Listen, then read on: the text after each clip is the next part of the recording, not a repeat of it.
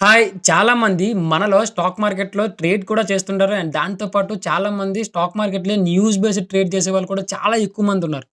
But ఆ news base చేసుకొని trade చేసే వాళ్ళకి చాలా రకాల వర్డ్స్ కనిపిస్తూనే ఉంటాయి. అది మన మ్యాగజైన్స్‌లో అవ్వచ్చు, యాప్స్‌లో అవ్వచ్చు, వెబ్‌సైట్స్‌లో అవ్వచ్చు. రైట్? సో, ఆ వెబ్‌సైట్‌లో ఉండే కొన్ని పదాలైన టెర్మినాలజీస్‌ని మనం నెగ్లెక్ట్ చేసేస్తా ఉంటాం. లైక్ డివిడెండ్స్ అవ్వచ్చు, ఈటీఎఫ్స్ అవ్వచ్చు, మ్యూచువల్ ఫండ్స్ అవ్వచ్చు, స్టాక్ అవ్వచ్చు, బ్రోకర్ అవ్వచ్చు, ఎక్స్‌చేంజ్ అవ్వచ్చు. ఇలా చాలా రకాల పేర్లు లైక్ వాలటాలిటీ, లిక్విడిటీ లాంటి చాలా రకాల పేర్లు మనకు కనబడుతూనే ఉంటాయి. సో, ఆ పేర్ల యొక్క మెయిన్ టెర్మినాలజీస్‌లో ఉండే కొన్ని అర్థాలు కూడా చాలా మందికి తెలీవు. సో, చాలా మందికి తెలిసే ఒకే ఒక్క విషయం బై లేదా సెల్ కొనడం లేదా అమ్మడం మాత్రమే తెలుసు. చాలా మందికి లిక్విడిటీ అంటే ఏంటో తెలీదు. వాలటాలిటీ అంటే ఏంటో తెలీదు. ఈటీఎఫ్స్ అవ్వచ్చు, మ్యూచువల్ ఫండ్స్ అవ్వచ్చు, స్టాక్ అవ్వచ్చు, స్టాక్ బ్రోకర్ అంటే ఎవరు? స్టాక్ ఎక్స్‌చేంజ్ అంటే ఏంటో కూడా చాలా మందికి తెలీదు. సో, ఈ టెర్మినాలజీస్‌ని మనం క్లియర్‌గా ఎక్స్‌ప్లెయిన్ చేస్తూ ఒక వీడియోని చేయడానికి వచ్చాం. సో, ఈ వీడియో మీ అందరికీ హెల్ప్ అవుతుందనుకుంటాం. పూర్తిగా చూడడానికి ట్రై చేయండి. అండ్ దాంతో పాటు ఒక బుక్ అండ్ పెన్‌ని కూడా రెడీగా పెట్టుకోవడానికి ట్రై చేయండి. హాయ్! హలో! నమస్తే. This is Naveen and welcome to trade tracker Telugu.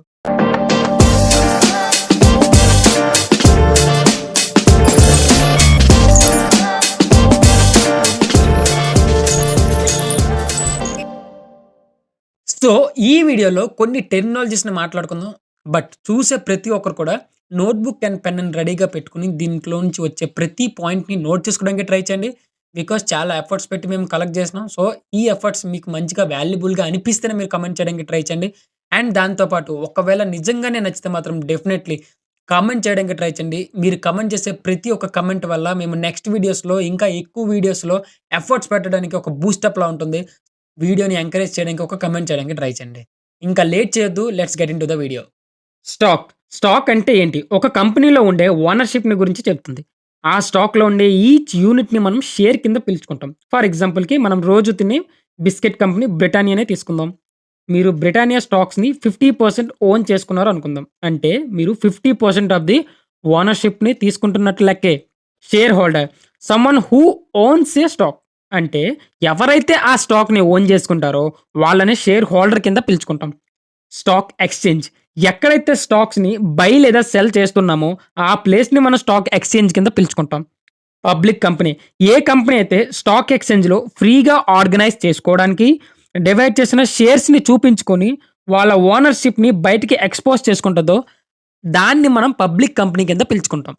Bull and bear market. Bull market అంటే ప్రైసెస్ రైజ్ అవుతున్నాయన్న దాని గురించి చెప్పేది. అండ్ అదే విధంగా share prices or stock prices పడిపోతున్నాయి లేదా తగ్గుతున్నాయి అన్నది చెప్పేదే బేర్ మార్కెట్. బుల్ ఆర్ బేర్‌ని మాత్రమే ఎందుకు పిలుచుకుంటామంటారా? ఈ పేర్లు వచ్చినవి కూడా వాటి యొక్క అటాకింగ్ స్టైల్‌ని దృష్టిలో పెట్టుకొనే. వాలటాలిటీ. స్టాక్ ప్రైసెస్ ఎంత ఫాస్ట్‌గా పెరుగుతున్నాయి, అదే విధంగా ఎంత ఫాస్ట్‌గా పడిపోతున్నాయి అన్నది చెప్పేదే వాలటాలిటీ. వాల్యూమ్. ఒక్క రోజులో ఒక స్టాక్ ప్రైస్ అవ్వచ్చు, లేదా ఒక ఇండెక్స్ ప్రైసెస్ అవ్వచ్చు. ఎంత మొత్తంలో బై లేదా సెల్ జరుగుతున్నాయో చెప్పేదే ఈ వాల్యూమ్. క్యాపిటల్. ఒక ట్రేడర్ బై లేదా సెల్ చేయడానికి తన దగ్గర ఎంత అమౌంట్ ఉన్నదో చెప్పేదే క్యాపిటల్. కొన్నిసార్లు దీని యొక్క టర్మ్స్ కూడా చేంజ్ అవుతా ఉంటుంది. ఫర్ ఎగ్జాంపుల్‌కి స్టార్టింగ్ క్యాపిటల్ అని పిలుస్తా ఉంటారు. ఈ స్టార్టింగ్ క్యాపిటల్ అంటే ఏంటి మరి? ఒక ట్రేడర్ తన జర్నీని స్టాక్ మార్కెట్‌లో స్టార్ట్ చేయడానికి ఎంత అమౌంట్ అయితే ఉందో దాని గురించి చెప్పేదే ఈ స్టార్టింగ్ క్యాపిటల్. అందరూ మనీ ఒక్కటే క్యాపిటల్ అనుకుంటారు. కొన్నిసార్లు మనం ఆ మనీతో పాటు మన మిషనరీ అవ్వచ్చు, లేదా మన కంపెనీ యొక్క పేటెంట్స్ అవ్వచ్చు. ఇవి కూడా క్యాపిటల్ కిందకే వస్తాయి. లిక్విడిటీ. ఎంత ఈజీగా మనం ఒక స్టాక్‌లోకి ఎంటర్ అవుతున్నామో, లేదా ఎగ్జిట్ అవుతున్నామో చెప్తుంది. ఇది వాల్యూమ్‌తో పాటు పెరుగుతా ఉంటుంది. సింపుల్‌గా లిక్విడిటీ పెరిగితే ఎక్కువగా ఆ యొక్క స్టాక్‌లో ఎంటర్ అవుతున్నారు అని అర్థం. అదే విధంగా తగ్గితే ఎగ్జిట్ అవుతున్నారు అని అర్థం. IPO initial public offer. ఒక ప్రైవేట్ కంపెనీ తన షేర్స్‌ని పబ్లిక్‌గా రిలీజ్ చేసి, దాని నుంచి ఆ కంపెనీ యొక్క గ్రోత్‌కి కావాల్సిన ఫండ్‌ని రైజ్ చేస్తుంది చూసారా? దాన్ని మనం ఐపీఓ ఇనిషియల్ పబ్లిక్ ఆఫర్ కింద పిలుచుకుంటాం. డివిడెండ్స్. ఒక కంపెనీ తాను మేక్ చేసిన ప్రాఫిట్ నుంచి ఎంతో కొంత పోర్షన్‌ని తన షేర్ హోల్డర్స్‌కి లైక్ ఎవరైతే ఆ కంపెనీ యొక్క షేర్స్‌ని ఓన్ చేసుకున్నారో చూసారా? వాళ్ళకి మనీ రూపంలో గాని, లేదా షేర్స్ రూపంలో గాని ఇస్తా ఉంటుంది. ఒక్క విషయం. అన్ని కంపెనీస్ డివిడెండ్స్ ఇవ్వదు. కొన్ని డివిడెండ్స్ ఇస్తుంటాయి. కొన్ని డివిడెండ్స్ ఇవ్వవు. గుర్తుపెట్టుకోవాలి.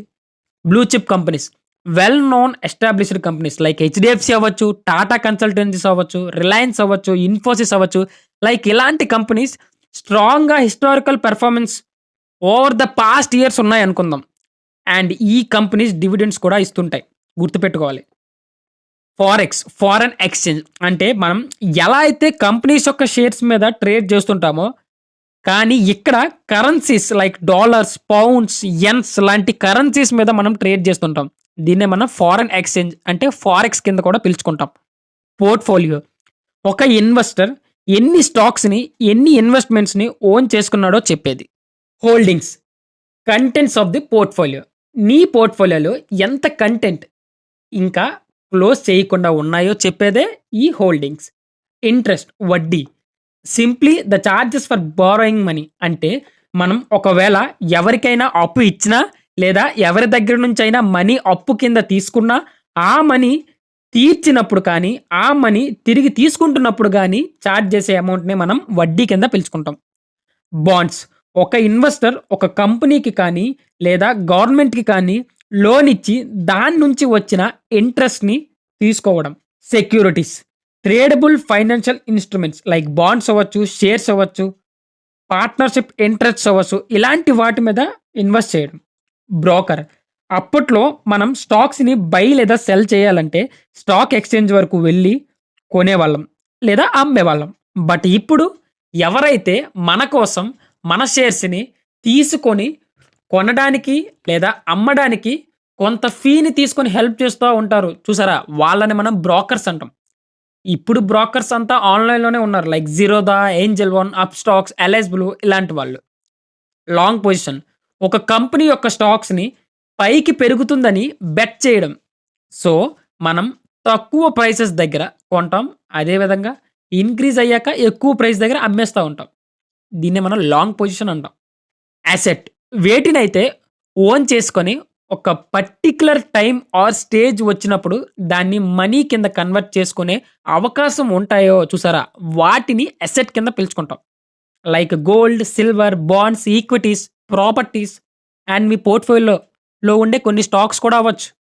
కమోడిటీస్ ఇది కూడా ఒక టైప్ ఆఫ్ ప్లాట్ఫామ్ లాంటిదే. ఎక్కడైతే ఈక్విటీస్ లాంటి కంపెనీస్ యొక్క షేర్స్ని కాకుండా physical substances like rice, wheat, natural gas, crude oil, gold, silver లాంటి వాటి మీద ట్రేడ్ చేస్తామో ఆ ప్లేస్ని లేదా ఆ సెగ్మెంట్ని మనం కమోడిటీస్ కింద పిలుచుకుంటాం. ఈల్డ్ నీ ఇన్వెస్ట్మెంట్కి ఎంత రిటర్న్స్ని సంపాదించావు in terms of the percentage, దాన్ని మనం ఈల్డ్ కింద పిలుచుకుంటాం. ఇండెక్స్ ఇండెక్స్ అనేది ఒక గ్రూప్ ఆఫ్ స్టాక్స్ యొక్క పెర్ఫార్మెన్స్ని చూసుకోవడానికి హెల్ప్ అవుతుంది. ఫర్ ఎగ్జాంపుల్కి కొన్ని సోప్స్ని ఎగ్జాంపుల్ కింద తీసుకుందాం కాబట్టి ఇప్పుడు ఆ సోప్స్ అన్నిటినీ కూడా ఒక బాస్కెట్లో వేసాం. ఇప్పుడు ఆ బాస్కెట్ని ఇండెక్స్ అంటాం. అంటే ఇప్పుడు ఆ బాస్కెట్ ప్రైస్ పెరిగిందంటే అంటే దాని అర్థం ఏంటి, బాస్కెట్లో ఉండే సోప్స్ యొక్క ప్రైస్ కూడా పెరిగినట్టే కదా. So that's it. వరల్డ్‌లో ఫేమస్ ఇండెక్స్ అనే ఎస్ఎన్‌పి 500ని తీసుకుందాం. ఇందులో 500 స్టాక్స్ ఉంటాయి. అంటే ఈ 500 స్టాక్స్ యొక్క పెర్ఫార్మన్స్‌ని ఈ ఎస్ఎన్‌పి 500 యొక్క పెర్ఫార్మన్స్‌ని చూసి చెప్పొచ్చు. అదే విధంగా మన ఇండియాలో బ్యాంక్ నిఫ్టీ, ఫిన్ నిఫ్టీ, నిఫ్టీ అని ఉంటాయి. బ్యాంక్ నిఫ్టీనే తీసుకుందాం. బ్యాంక్ నిఫ్టీలో 12 బ్యాంక్స్ ఉంటాయి. అంటే ఈ 12 బ్యాంక్స్ పెరిగితే ఆటోమేటిక్‌గా బ్యాంక్ నిఫ్టీ ఇండెక్స్ కూడా పెరుగుతున్నట్టే లెక్క కదా. That's it. ఫ్యూచర్స్ అనేవి ఒక పర్టిక్యులర్ ప్రైస్ కోసం ఒక పర్టిక్యులర్ ఫ్యూచర్ డేట్లో ఒక స్పెసిఫిక్ స్టాక్స్ని కొనడం లేదా అమ్మడానికి ఒక కాంట్రాక్ట్ని కుదుర్చుకోవడం అన్నమాట. కొంచెం కన్‌ఫ్యూజన్‌గా ఉంటుంది. బట్ ఫ్యూచర్స్ అండ్ ఆప్షన్స్‌ని అర్థం చేసుకోవడానికి ఈ చిన్న వీడియోలో మనకి అర్థం కాదు. సో రాబోయే రోజుల్లో మీకోసం డెఫినెట్‌లీ ఒక ఎక్స్‌ప్లెయిన్డ్ వీడియో చేసి పెడతాను. Don't worry. Options it's an instrument. ఈ ఆప్షన్స్ అనేవి వీటి యొక్క అండర్‌లయింగ్ అసెట్స్ యొక్క వాల్యూస్ మీద డిపెండ్ అయి ఉంటుంది. సచ్ యాజ్ స్టాక్స్ అవ్వచ్చు లేదా ఇండెక్సెస్ అవ్వచ్చు. ETFs exchange traded funds. సింపుల్‌గా ఇవి స్టాక్స్ అండ్ మ్యూచువల్ ఫండ్స్ యొక్క కాంబినేషన్ అనుకుందాం. సేమ్ క్యారెక్టరిస్టిక్సే ఉంటాయి. ఇందులో సింపుల్‌గా ఇన్వెస్టర్స్ దగ్గర నుంచి ఫండ్ రైజ్ చేసి స్టాక్స్, బాండ్స్ అండ్ సెక్యూరిటీస్‌లో ఇన్వెస్ట్ చేస్తా ఉంటారు. బట్ మ్యూచువల్ ఫండ్స్‌లో అయితే ట్రేడ్ చేయలేం. బట్ ఇవి స్టాక్స్‌లనే ట్రేడ్ అవుతా ఉంటాయి. ఎప్పుడు కావాలనిపిస్తే అప్పుడు బై ఆర్ సెల్ చేసుకోవచ్చు. ఈ ఆప్షన్ కూడా ఉంది. IRA individual retirement account. ఇది ఒక long term savings account. And ఈ అకౌంట్‌లో మనీ సేవ్ చేసుకోవచ్చు ఫ్యూచర్ ప్లానింగ్ కోసం. అండ్ దాంతో పాటు కొన్ని ట్యాక్స్ అడ్వాంటేజెస్ కూడా ఉంటాయి. Compare to the normal accounts. Liabilities ఒక పర్సన్ ఆర్ ఒక కంపెనీకి ఉన్న బాకీలు లేదా కట్టవలసినవి లయబిలిటీస్ కింద పెంచుకుంటాం. పెన్నీ స్టాక్స్ సింపుల్‌గా it's a small company stocks. Like ఈ స్టాక్స్ లెస్ థాన్ $5 కంటే తక్కువగా ఉంటాయి. ఎట్ ద సేమ్ టైమ్ ఈ స్టాక్స్‌ని హైలీ రిస్కీ స్టాక్స్ కింద కూడా పిలుచుకుంటాం.